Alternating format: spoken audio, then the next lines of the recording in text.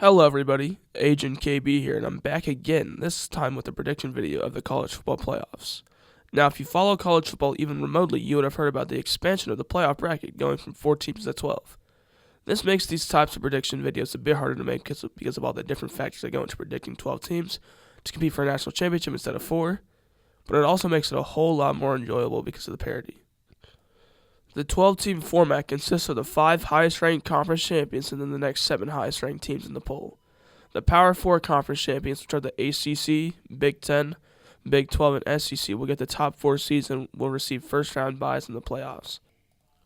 The Power Conferences used to be 5, but the Pac-12 got eradicated after last season, which caused a whole bunch of conference realignment.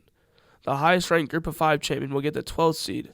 The Group of 5 consists of the AAC, Conference USA, Mountain West, MAC, and Sunbelt, and the teams in these conferences are almost always inferior to the power conferences, hence why the highest-ranked team out of the Group of 5 will automatically get the lowest seed in the playoffs. I feel like this college football season has the chance to be one of, if not the best season in history. There's 2 main reasons for this: the 12-team playoff format and the crazy conference realignment. In the ACC, they added Cal, SMU, and Stanford. In the Big 12, they added Arizona, Arizona State, Colorado, and Utah. Those additions are amazing, but where it gets insane is with the 2 super conferences, the Big 10 and the SEC. In the Big 10, they added Oregon, UCLA, USC, and Washington, and in the SEC, they added Oklahoma and Texas. That's just incredible. Now, on to my predictions. In my 12th seed, I have the Boise State Broncos, who will be the champions of the Mountain West. I think they'll go 12-1, but I don't know who they'd lose to because I don't care enough to check, since we all know they wouldn't do anything in the CFP. Other teams that could be here are Memphis, Tulane, USF, UTSA, Toledo, Liberty, and Texas State. I'll go with the Broncos, though, and the AP preseason poll agrees with me, as Boise State is the highest-ranked Group of 5 team. In my 11th seed, I have a new addition to the Big Ten, the Oregon Ducks. A lot of people are going to think this is too low for the Ducks, who are ranked 3rd in the AP poll and are projected to be the 5th seed in the playoffs. I just think they're a bit too overhyped. If they couldn't get it done last year with Bo Nix, who I think is a better QB than the Ducks' new QB, Dylan Gabriel, then what would make me think they can get it done now? I do still having them make the playoffs, but they'll lose to the 2 kings of the Big Ten, Ohio State at home in Week 7 and Michigan on the road in Week 10. Their biggest wins, albeit not that big at all, will come against Wisconsin and Washington. There's a reality where a 2-loss Oregon team doesn't make the 12-team playoff because of how weak their marquee wins will be. But overall, I don't think that'll happen because they're ranked top 3 in preseason, so the committee will give them the benefit of the doubt. I don't really have any major problems with the Oregon Ducks. It's just unfortunate that they got to go on the road to the Big House to face the Wolverines and then play Ohio State, who are either the best or second best team in the country. I think if they were either in the ACC or Big 12, they'd most definitely be the best team in the conference and would have a great chance at going undefeated. I think they'll be in the same position that Penn State's been in the last 7 or so years. Good enough to compete with Michigan and Ohio State, good enough to go 10-2 or 11-1, good enough to finish top 10 in the country consistently, but not good enough to consistently win the big games against the aforementioned Buckeyes and Wolverines. That's what kept Penn State out of the CFP all these years, but fortunately for Oregon, it's 12 teams making it instead of 4, and I think they'll just sneak in there. In my 10th seed, I have the reigning national champions, the Michigan Wolverines. They're the only 3-loss team on my bracket, as I think they'll go 10-3, losing to Texas in Week 2 and Ohio State, who they beat in the last 3 years in the last week of the regular season, as well as the Big Ten championship. Michigan lost a bunch of key players to the NFL, like J.J. McCarthy, Blake Corum, a bunch of offensive linemen, and a bunch of defensive players. They also lost Jim Harbaugh, who is now coaching the Chargers. I do think they'll get a couple key wins this season, one against Oregon at home and the other against USC on the road. The biggest question mark for Michigan this season is their offense, specifically their quarterback room, which is god-awful. Nobody knows who's going to actually start Week 1 for the Wolverines. Is it going to be Jack Tuttle, who's going into his 7th year of college football? Will it be Alex Orji, who's the project QB that needs to be developed, or will it be Davis Warner or Jaden Denegal? 2 QBs who aren't really good at all. If you look at Michigan's depth charts online, it says that Alex Orji will be the starter, but who really knows?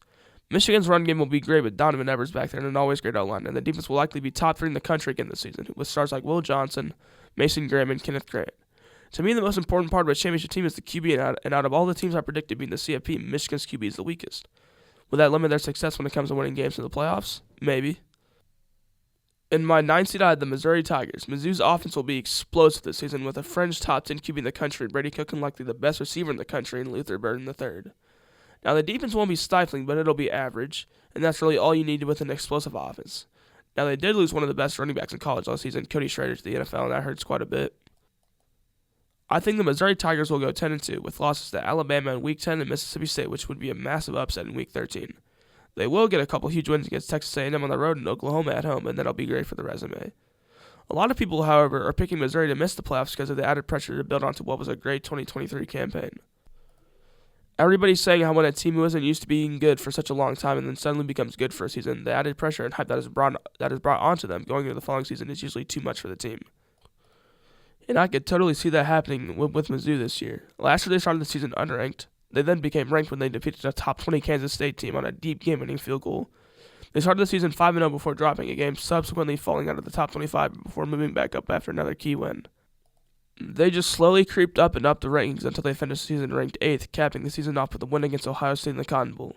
Now they have playoff expectations this season, and it might just be too much on their shoulders. Hopefully not, though, because I want to look smart predicting this correctly. In my AC I, the perennial powerhouse of college football, the Alabama Crimson Tide.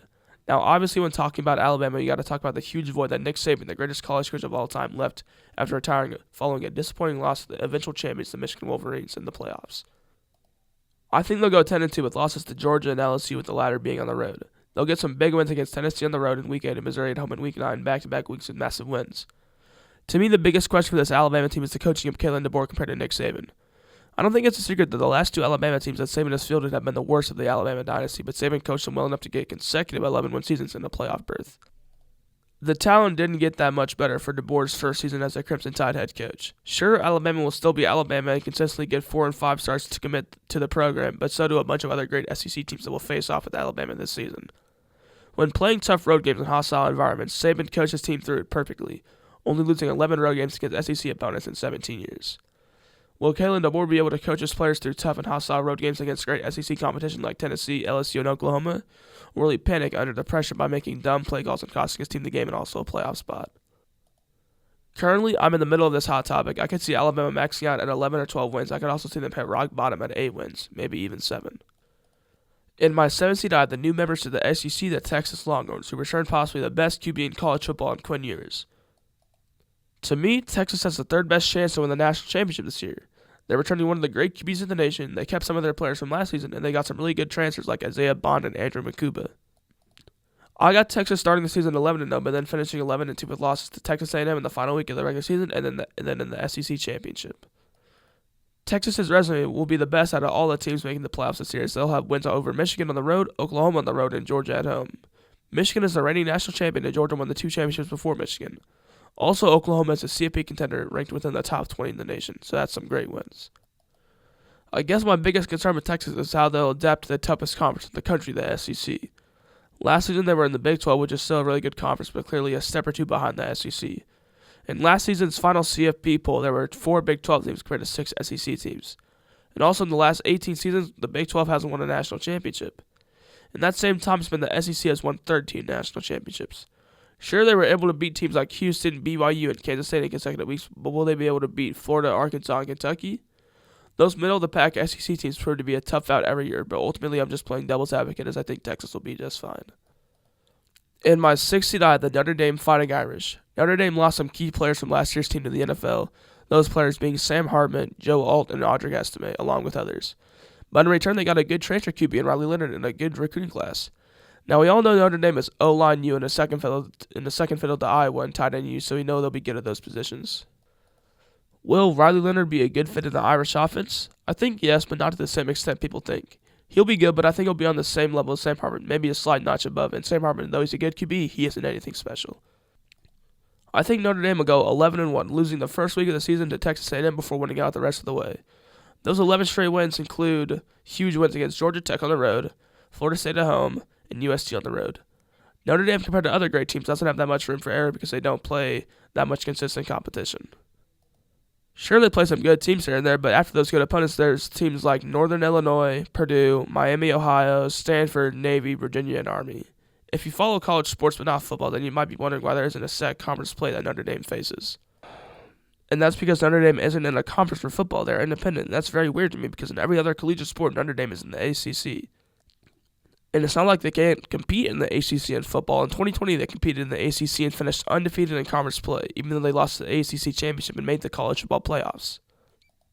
If I had to guess why Notre Dame doesn't play in a conference, it's because they were a powerhouse way before the ACC was formed, which was in 1953, and I think they didn't want to change what was already working, and it just stuck. This team will have the same play style as Michigan, which will be ground and pound and stifling defense. Notre Dame has a very real chance to be the best defense in college football this year. In my fifth seed, I have the Ole Miss Rebels, a team that has high hopes after their first 11-win season in their program history in 2023. I got Ole Miss going 11-1, only losing to Georgia in Week 11. The Rebels' key wins will be against LSU on the road and Oklahoma at home in back-to-back weeks. My biggest question for Ole Miss is if this is the year they'll start consistently competing with the two kings of the SEC, Georgia and Alabama.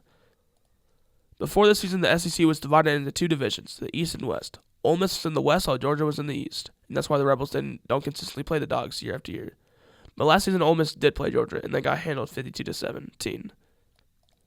They did play Alabama every year, though, and Alabama handles them too. Ole Miss has lost 8 straight games to the Tide, including when they got outscored in their 2017 and 2018 matchups by a combined score of 128-10.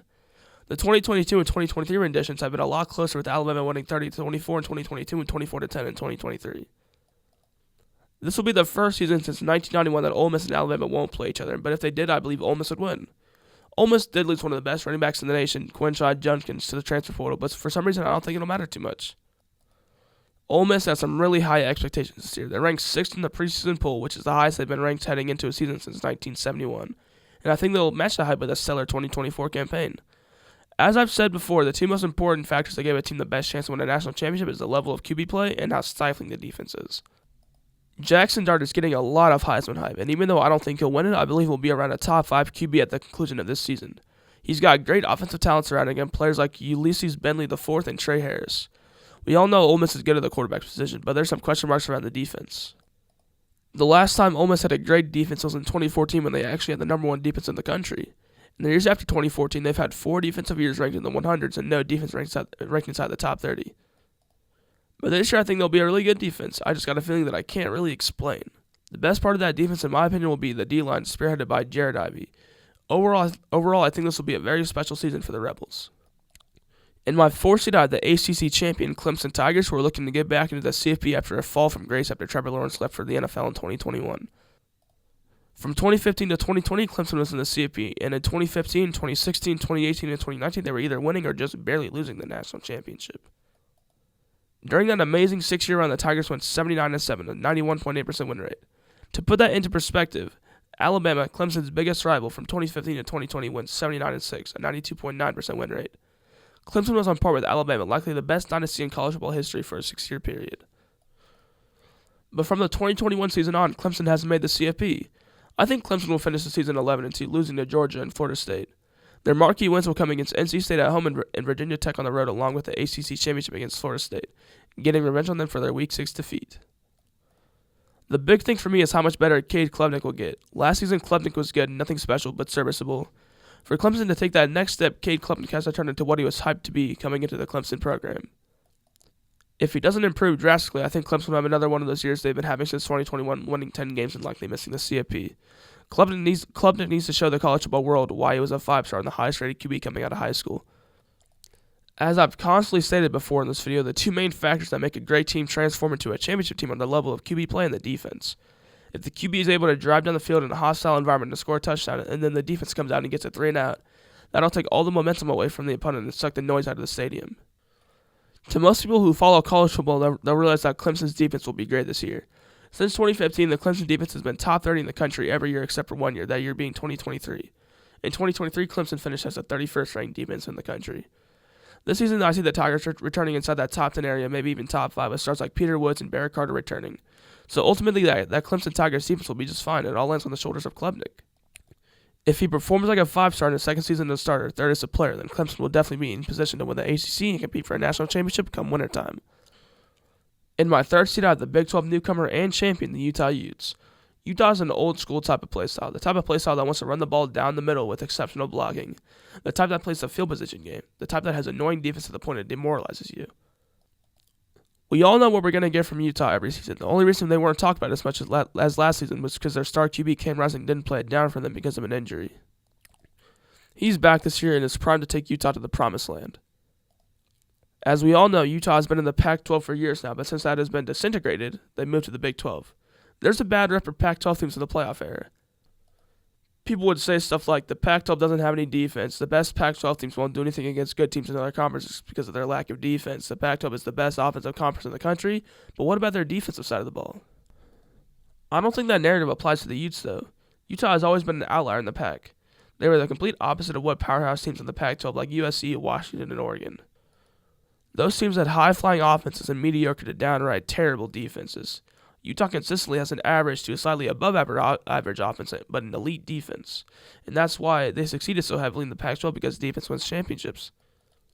I got Utah going 11-2, losing to Oklahoma State in Week 4 and UCF in the last week of the season. I got them, however, winning big games against Arizona twice, once in Week 5 at home and the other in the Big 12 championship, to go 2-0 against them and secure their spot in the top 4 of the CFP rankings. I mean, this team's only major flaw to me is just the overall lack of talent compared to the other teams on this ranking. Utah doesn't pull in that many marquee recruits, the 4 and 5 stars, to boost their program to new heights. They just play hard-nosed football and find a way to win the majority of the time. But I have to admit that part of the reason I think the Utes will be in the CFP is because of how weak the Big 12 is compared to the other power conferences. To me, the SEC and Big 10 are in a class of their own. They can be called super conferences. Then in third is the ACC, who I think just have more talent overall, and then fourth, the Big 12, lost its 2 major programs in Oklahoma and Texas to the SEC, but added a bunch of Pac-12 teams like Arizona and Colorado along with others. That just isn't a fair trade-off, and I think because of that, the Big 12 got watered down and therefore worse than it was last year. If Utah was in the SEC, they'd probably get 8 wins, maybe 9 if they're lucky, and the same goes for the Big 10. I'm guessing everybody knew who was going to be in the top 2. It was just a matter of what the order would be. I'm going to keep this brief as everyone knows about these top 2. And in my second seed, I have the Georgia Bulldogs, the SEC champion and the team in the middle of a dynastic run. I mean, what can I say that isn't already known about Georgia? Likely nothing. Georgia won back-to-back championships in 2021 and 2022 and just barely missed out on the playoffs in 2023. A lot of people think that if Georgia had made it, they would have won the national championship and completed the three-peat. They didn't get the three-peat, but they're trying to get their 3rd championship in 4 years and officially become a dynasty in the record books. Georgia has possibly the best QB in the country in Carson Beck and the best coach in the nation in Kirby Smart. Georgia, to me, doesn't have that many flaws. I think Georgia will finish this year 12-1, only losing to Texas in Week 8. Their biggest wins will come against teams like Clemson, Alabama, Ole Miss, and Tennessee, along with the SEC championship with a win over Texas, getting their revenge on them for their regular season loss. Like I said before, Georgia to me doesn't have any flaws. I think Kirby is the main reason why the Dogs do well year in and year out, as well as the constant 4 and 5 stars that come to the program. Georgia has so many great players. Carson Beck, who is projected to be the first QB off the board in the 2025 draft, Trevor Etienne, brother of Jaguars running back Travis Etienne, Arian Smith, Dominic Levitt, Oscar Delp, as well as possibly the best line in the country with multiple first-rounders starting this year. That's just the offense. On the defensive side, there's players like Michael Williams, Nazir Stackhouse, Malachi Starks, who's one of the best safeties in the country, etc. Georgia is stacked just like usual, and anyone who has them outside the top 4 teams in the country doesn't know ball. Georgia is the college football world's new Alabama, and I don't think they're going away anytime soon. As long as Kirby keeps recruiting 5 stars every year, they'll be atop the rankings all the time. Ultimately, though, them losing to Texas will cost them the number 1 seed. In my first seed, I had the Ohio State Buckeyes, the most talented roster in the nation and the Big 10 champs. The Buckeyes got one of the best transfer portal classes I've ever seen.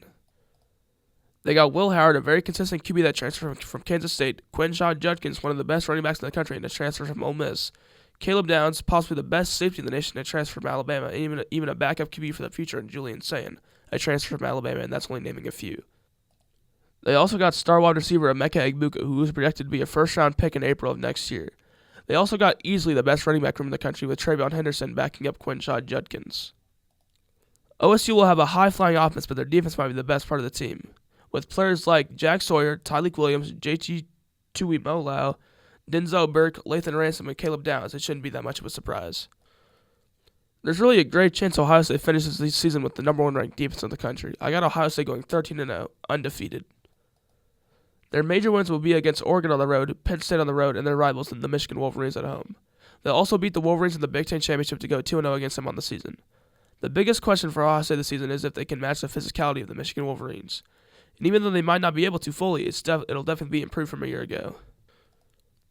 Ultimately, the talent of Ohio State will be too much for the Wolverines, and I think they'll end their 3-game losing streak and be the undisputed best team in college football.